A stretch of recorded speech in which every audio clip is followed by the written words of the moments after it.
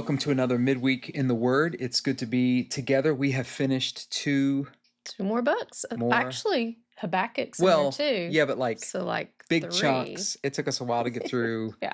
Chronicles and Kings because so much was injected into there. Yeah. It's like in homeschool, we do timeline learning sometimes. And you'll have this big, huge timeline, and you'll learn a little bit about this, and then here, and then you get to see the whole picture. And so, with the Kings and the Chronicles, we have like a timeline, and sometimes we have to go back and insert some things. Yeah. It's all over the place. It's a lot, but it's been so rewarding to read. Before we dive into the Word, and I'll share from 2 Kings 25, if you want to follow along, verse 21, quick verse there. But before we dive in, I was thinking about Sunday. I was just talking with Taylor on the phone just about an hour or so before we were recording this, and we were just reflecting on the kindness of the Lord to visit us the way that He did during our extended prayer time. And some first-time guests sent an email back to us and said they were just so refreshed that's a blessing. by that extended prayer time and really enjoyed the service. So I was thinking about trying to watch that on the stream. Mark's up there going, he reads a sentence and then just kind of is still, and you don't hear anything on the stream because we don't have mics out there. So for those of you that endured any of the prayer time on the stream, the Lord bless you. I think maybe you were able to pray along with us, but it was a wonderful day, Sunday. I'm looking forward to the next couple days. We'll give a couple announcements at the end of our time together, but in 2 Kings chapter 25, verse 21. Do you have yours there? Good, because I have a CSB over here instead of my normal go-to. You know what? I'll just read from that. 2 Kings 25. I promise I'm ready. But there was a really pretty picture in this study Bible, so what is it? I keep bouncing it. Yeah, you're shaking I keep shaking the camera guy. Sorry, he gets nervous when I move around. 2 Kings 25, verse 21. The Bible says, "The king of Babylon put them to death at Riblah in the land of Hamath. So Judah went into exile from its land." So Jerusalem's been destroyed. Context here is it's really like the final days. Captivity is really upon them. Babylon is in full force, and yet, there's a few words there. The ESV Study Bible brought emphasis to it, and it caught my eye. It says, "So Judah went into exile from its land." The thought there being that even though everything is falling apart, by the way, this is after Jeremiah's promise, "I know the plans I have for you, is to prosper you, not to do harm." This is included in God's promise from that, because in context, He says, "And I'm going to strip everything away from you." And so here we are, everything's being stripped away, and yet it's still referred to as their land. There's probably some Palestinian protesters that need to maybe visit some of the Bible to see that the deed goes back before the 40s. Long time. Sorry. There is always hope. There's always hope. If Chronicles and Kings stopped right here, not at the end because there's hope in the end, you're going to get to that, but if they stopped right here, like you could almost put a period at the Old Testament and think, oof, wow, that's awful. What happened after that? The diasporas, they're spread out all over the world, but it doesn't stop here. There's always hope. Even when all seems lost, we are still His people doing His work. I was encouraged by that. And my response, HEAR, R is for response. Lord, I cannot imagine the hopelessness and despair that your people were experiencing in this moment. So when my faith falters and I'm tempted to despair, remind me that you are still writing the pages of this story too. Literally a couple verses later. And remember, the Bible, when it was originally written, wasn't written with chapter and verse division. So just a few words, a few jots and tittles later, right? Then you've got an incredible infusion of hope, which Ashley's going to get to. It's a great kind of tag team here. But be encouraged. Even when everything's being stripped away, God may be allowing the enemy to do that. God may be using the enemy to do that, to bring about something more glorious that only He can get credit for. It's just how He works. We are His people, and we exist for His pleasure on His terms, even when it's painful. And so we've had a lot of pain that we've been reading through, and a lot of hard things as we've been reading through Jeremiah. And it's just so encouraging to kind of interject before we finish Jeremiah with some hopeful pictures, some sort of foreshadowing of things that could be easy to just kind of gloss over. But I think when you're slowing down and reading and looking for glimmers of hope and whispers and little things like that, they just jump out more. And these really did. This last time I actually wrote about 2 passages when we were reading through the end of 2 Kings and 2 Chronicles. So I'm going to highlight those. And the first one was in 2 Kings, that last chapter, just a few verses after what he read. And it speaks about, drop down to 27, Evil Merodach. What a great, horrible pagan king name, Evil Merodach. He is the king of Babylon at this time, and he's reigning, and he graciously frees Jehoiachin, however you say it, from Judah, from prison. He speaks kindly to him. He seats him above other kings that I guess are held captive during that time. And Jehoiachin puts off his prison garments. Now, this is like, if I'm not mistaken, it's like 30 years into the exile, 37th year. So it's been a while. He's had these prison garments on for some time. So he finally removes them. He senses that that's appropriate for this now. And it says he dines regularly at the king's table, and for his allowance, a regular allowance was given to him by the king as long as he lived. Now, Jehoiakim was still a rotten dude, right? All these kings were awful.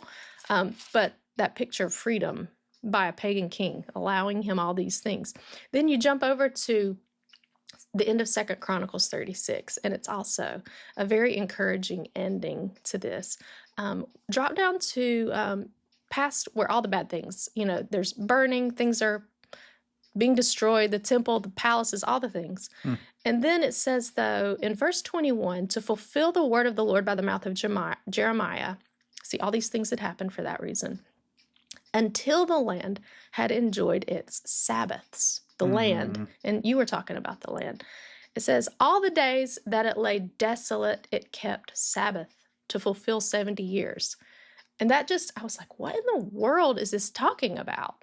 And so the notes were very helpful. I'll get to that in a minute. And then you keep reading, and then we get to Cyrus, which many of us have heard about, many of us know. He was a pagan king, and to fulfill the word of the Lord, the Lord stirs up in Cyrus, the king of Persia, to make a proclamation in writing that the Lord, the God of heaven, this is him talking, Cyrus, has given me all kingdoms of the earth. He has charged me to build him a house at Jerusalem, which is in Judah. Whoever is among you of all the people, may the Lord his God be with him. Let him go up. Wow. You have 2 pagan kings being used as God's instruments. Does that mean that they're divine and holy? Nope. No, it does not, and we should keep that in mind for today. I'm not going to say anything further on that. You know where I'm going. That's enough. Yeah, that's enough. But God uses who he wants to use to set pictures of grace and freedom and to work on behalf of his people. So that's a lot there. Just to drop down into my application. One, the note that I thought was beautiful in 2 Chronicles 36 about that Sabbath. He says that even though the land lies desolate, there's nobody there. No one's living there. The people that's their land, they're not there. Even though it's laying desolate, the exiles are having to pay for their sin. The land has time to recuperate, to prepare to receive a purified people. And I loved that note. And that there's that promise, like the Lord is allowing that because he knows what he's up to, what he's going to do. Wow, what amazing pictures of the lengths that God will go to show his great love and restoration. Here it is through pagan kings, but for us, he sets us free. He removes the prison garments. He sets us at his table. He leads us through seasons of desolation to bring fruitful restoration and eternal dwelling.